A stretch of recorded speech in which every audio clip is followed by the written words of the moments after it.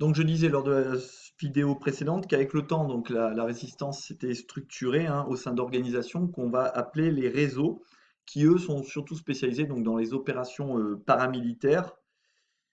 Et l'autre organisation, c'est les mouvements qui, eux, les mouvements de résistance, donc vont mener des actions à la fois militaires, mais aussi politiques. Donc ces actions diverses, hein, je les ai listées précédemment, hein, sabotage, assassinat, destruction de lignes de chemin de fer, destruction de ponts, d'infrastructures diverses, faux papiers, journaux clandestins, etc. Alors, la résistance intérieure, elle va être considérablement renforcée à partir de 1943. Alors, à ce moment-là, en cette année 1943, c'est l'échec de ce qu'on va appeler la relève.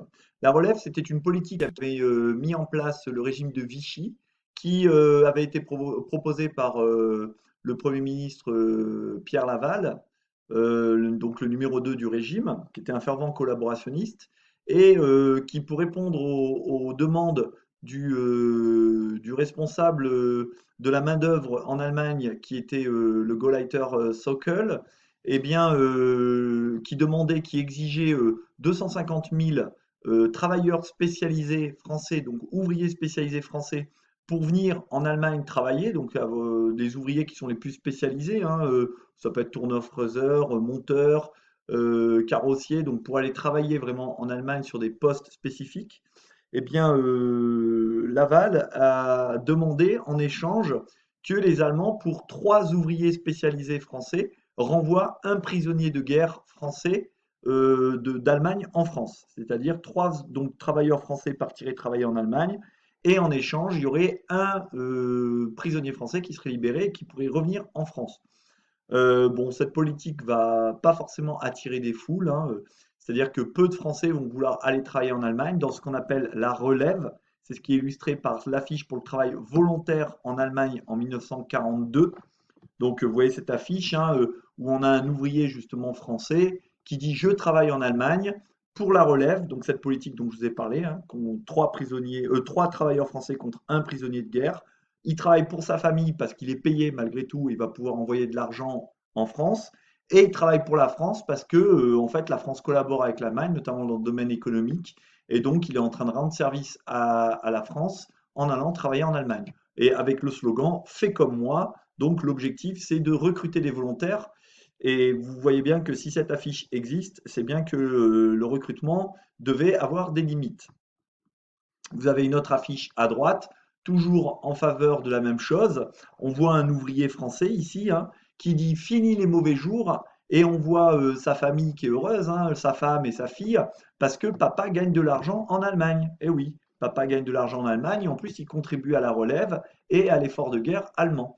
Mais aussi, je répète, s'il y a autant d'affiches de propagande en faveur de la relève et en incitant les Français d'aller travailler en Allemagne, eh bien, ça montre bien que finalement, les Français n'avaient pas vraiment envie d'aller en Allemagne, même si maman était contente et Fifi était contente aussi. Alors, dans le même genre, hein, toujours en tant qu'affiche de propagande en faveur de la relève, vous avez cette affiche là qui, euh, qui s'adresse toujours donc aux mêmes personnes, hein, donc aux ouvriers, et on voit toujours un ouvrier ici qui tient son marteau, symbole de l'ouvrier, qui est en train entre guillemets de protéger sa famille, donc encore une fois une femme et un jeune enfant, et l'ouvrier a un bouclier pour se protéger de l'ours soviétique, car on reconnaît bien que c'est un ours soviétique parce qu'il porte l'étoile soviétique, la même étoile que porte l'armée rouge. On voit également la couleur rouge. Donc en gros, l'ouvrier serait le défenseur de la femme et de l'enfant français, car en travaillant en Allemagne, il aide l'Allemagne à finalement vaincre l'ours soviétique et donc ainsi il protège sa famille en permettant aux Allemands de vaincre les soviétiques parce qu'il y avait l'idée qui était défendue dans la propagande que les soviétiques étaient un rouleau compresseur qui allait donc écraser tous les territoires qui allaient tomber entre leurs mains et donc évidemment ils allaient s'en prendre aux plus faibles, c'est-à-dire la femme et l'enfant. Donc le slogan ici c'est en travaillant pour l'Europe, tu protèges ton pays et ton foyer. Donc quand il dit en travaillant pour l'Europe, sous-entendu, c'est surtout en travaillant pour l'Allemagne, mais l'Allemagne est en train de construire l'Europe de demain en affrontant notamment le communisme. Donc il y a une idée de solidarité avec les Allemands de solidarité européenne contre le communiste. Mais tout cela, en fait, c'est juste une affiche de propagande en faveur de la relève. Eh bien, malgré toutes ces affiches, donc les trois que nous avons vues précédemment, ces deux-là et celle-ci, eh bien, la relève est un échec. Et le gouvernement de Vichy, pour répondre aux demandes toujours plus pressantes du gouvernement allemand de fournir de la main-d'œuvre, eh bien, le gouvernement de Vichy ne va plus pouvoir se baser sur le volontariat, en demandant volontairement aux ouvriers de venir travailler en Allemagne. Et donc, on va passer à la phase suivante, c'est-à-dire l'obligation. Et cette obligation va se concrétiser avec la création d'un organisme, ou du moins d'un mouvement qui s'appelle le STO, qui veut dire le service du travail obligatoire. Donc là, le travail n'est plus volontaire, il est obligatoire. Et donc, tous les jeunes gens d'une vingtaine d'années à peu près devaient partir de façon obligatoire travailler en Allemagne. Et ça, vous imaginez, vous avez 15-16 ans, pardon, même 17-18 ans plutôt. Donc imaginez, dans 2 ans, vous êtes dans votre pays en guerre, on vous dit vous devez aller travailler en Allemagne. Bon, ça s'adressait qu'aux garçons, mais vous devez aller travailler en Allemagne. Eh bien, il y a beaucoup de garçons qui n'avaient pas du tout envie d'aller travailler en Allemagne, surtout que l'Allemagne, à partir de 43-44, se fait souvent bombarder. Donc en plus, vous y risquez votre vie. Et puis bon, il y a beaucoup de Français qui, malgré tout, détestent l'Allemagne, donc ils n'ont pas envie d'aller participer à l'effort de guerre allemand. Donc à un moment, si vous refusez d'aller au STO, eh bien, il est écrit que vous tomberez entre les mains des autorités allemandes, ou bien vous irez en prison, vous serez déporté. Donc il y a beaucoup de Français qui ont le choix entre partir en Allemagne ou être en prison ou déportés. Donc, pour éviter ce choix draconien, eh bien, ils vont choisir surtout d'aller se cacher dans les forêts, de se cacher dans les montagnes. Et donc, ils vont former ce qu'on appelle les maquis, parce qu'ils vont prendre le maquis, cette végétation dont je vous ai parlé précédemment, qu'on trouve surtout en Corse normalement, et ils vont porter du coup le nom de maquisards. Donc les maquis, hein, c'est tous les lieux difficiles d'accès où les résistants finalement vont s'organiser pour combattre l'occupant allemand et aussi le régime de Vichy, car ils ont deux ennemis, les Allemands et le régime de Vichy. Donc ce maquis, on l'a vu sur les photos, hein, ce sont essentiellement des jeunes, voire très jeunes, hein, qui sont réfractaires notamment au STO, donc au service du travail obligatoire. Et ces jeunes, ils arrivent avec peu d'expérience, quasiment aucun matériel, certains ne savent même pas servir d'une arme, il va falloir les nourrir, il va falloir les héberger, donc ça fait un afflux de jeunes qui arrivent dans les maquis, et de plus en plus, les réseaux, les mouvements de résistance eh bien, s'adressent à Londres et disent envoyez-nous des armes, envoyez-nous de l'argent, envoyez-nous des fournitures, car nous avons besoin d'équiper tous ces hommes. C'est bien, on a des bras, on a des hommes, mais nous n'avons pas de fusils, nous n'avons pas de grenades, nous n'avons pas d'équipement pour tous ces soldats. Donc, ça va permettre à De Gaulle aussi d'avoir un levier de manœuvre, c'est-à-dire de pouvoir faire pression sur les mouvements et les réseaux de résistance pour qu'ils s'unissent derrière lui, parce que lui, il a les armes et l'argent, puisque lui, il est en Angleterre, il a le soutien de Churchill, donc il a le cordon de la bourse, et vous savez, celui qui détient l'argent détient le pouvoir. Alors, cette carte vous indique ici les principaux maquis, hein, donc ils sont indiqués en bleu. Alors, vous remarquez qu'il y a des maquis en zone occupée avant 1942 comme en zone libre. Et rappelez-vous, à partir de novembre 42, tout le territoire est occupé de toute façon. Mais la plupart des maquis, malgré tout, sont dans la zone libre. Et l'un des plus importants en termes de taille, eh bien, ça nous concerne, c'est le Limousin. Vous voyez, il y a plusieurs noms qui sont indiqués, hein, Tulle, le Mont-Gargan, Oradour-sur-Glane. Vous avez toute cette zone en bleu qui fait que le Limousin était très redouté par les Allemands, car le Limousin était un territoire très vallonné, il y a beaucoup de forêts, il est facile de s'y cacher. Il y avait donc de nombreux maquisards. Et les Allemands qui étaient en France avaient l'habitude d'appeler cette zone la Petite Russie, parce que en Russie, il y avait beaucoup de partisans, beaucoup de résistants, il y avait beaucoup d'embuscades contre les troupes allemandes. Eh bien, ils estimaient que le Limousin, c'était un peu comme la Russie à petite échelle. Et donc, au sein de ce maquis, eh bien, il y aura de grands combats, hein. Il y aura le combat du Mont-Gargan en Haute-Vienne, entre les maquisards, notamment dirigés par le colonel Guingouin, qui vont lutter contre les Allemands. Et puis, vous savez que pour impressionner ces maquisards, eh bien, les Allemands vont commettre plusieurs exactions, hein, à Tulle, les 99 pendus de Tulle, à Oradour, les 643 personnes qui ont été brûlées, exécutées à Oradour. Et plusieurs maquis connaîtront également des sorts funestes, hein. Je pense notamment au maquis des Glières, hein, ou au maquis du Vercors dans les Alpes, qui vont être attaqués littéralement par l'armée allemande, qui vont être encerclés et qui vont être éradiqués. Donc on voit que au sein de ces maquis, en 1943, on en reparlera tout à l'heure, un personnage, Jean Moulin, va être envoyé de Londres, il va être parachuté près de Lyon pour unifier les mouvements de résistance français.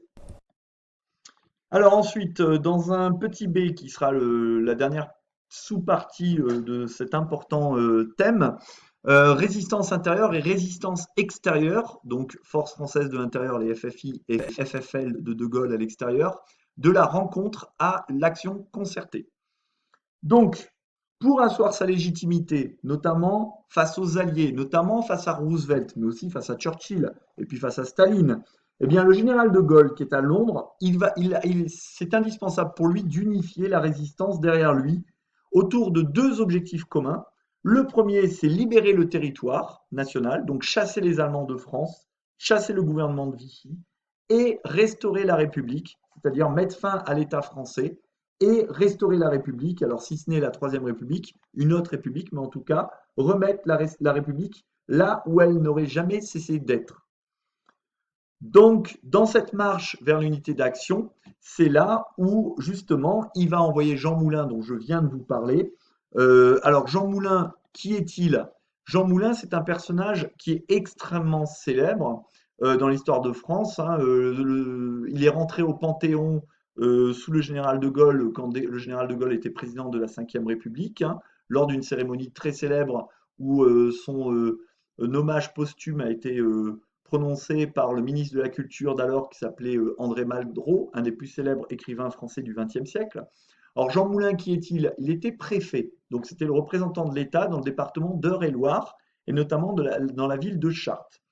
Lors de la campagne de France en 1940, il s'est déjà fait connaître par sa résistance face aux Allemands, parce que des crimes ont été commis dans son département par des troupes allemandes, et les Allemands ont voulu faire porter le chapeau sur des troupes françaises d'origine coloniale, donc des troupes noires. Les Allemands étant des racistes, du moins les nazis, ils voulaient faire d'une pierre deux coups, jeter l'opprobre, jeter l'accusation sur ces troupes françaises noires, parce que déjà dans l'opinion publique allemande et même un peu française de l'époque, il y avait une idée que les Noirs étaient plus propices à commettre des crimes et notamment des viols. Or là, on parle d'une histoire où justement il y avait eu des viols qui avaient été commis sur des femmes françaises.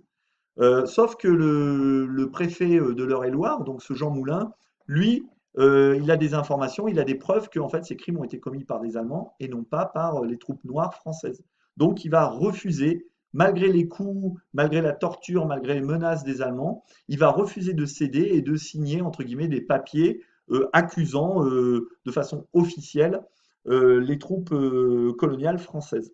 Donc ça va être son premier acte de résistance. Et suite à ça, eh bien après il va être libéré et il va rejoindre la France libre à Londres et donc il va rejoindre De Gaulle. Et De Gaulle va voir que c'est un personnage extrêmement brillant et va lui confier une tâche très importante, celle d'unifier la résistance française, c'est-à-dire d'unifier la résistance qui est à l'extérieur avec De Gaulle avec la résistance qui est à l'intérieur. Et donc, il va être parachuté près de Londres et il va réussir à réunir les grands mouvements de résistance. Il va réussir à réunir également d'anciens partis politiques, d'anciens syndicats, et il va réussir à réunir donc ces grands mouvements de résistance, ces partis politiques et ces syndicats dans ce qu'on va appeler le Conseil national de la résistance qui va présider. Ce Conseil national de la résistance va notamment établir le programme de la libération du territoire et de surtout ce que va devenir la France après, notamment l'embryon de république avec des réformes qui doivent être mises en place. Malheureusement, lors d'une réunion à Caluire près de Lyon, il va être trahi par qui on n'a jamais su. Et du coup, il va être arrêté par la Gestapo, la police politique allemande, qui en avait fait son ennemi public numéro un. Il le connaissait sous des pseudonymes, hein, parce qu'on ne s'appelait jamais avec son vrai nom, hein. Et il va être torturé par un nazi très célèbre qui s'appelle Klaus Barbie, qui était le responsable de la Gestapo de Lyon, et qui va être jugé après la guerre dans un très célèbre procès en France. Et il va mourir sans avoir parlé, donc sous la torture, lors de son transfert en Allemagne. Et du coup, il va faire son entrée au Panthéon en 1964. il va faire donc partie des grands hommes qui ont fait l'histoire, au même titre par exemple que Victor Hugo ou que plus récemment Simone Veil. Donc n'oubliez jamais ce personnage, Jean Moulin, qui a même donné son nom à un établissement scolaire à Limoges.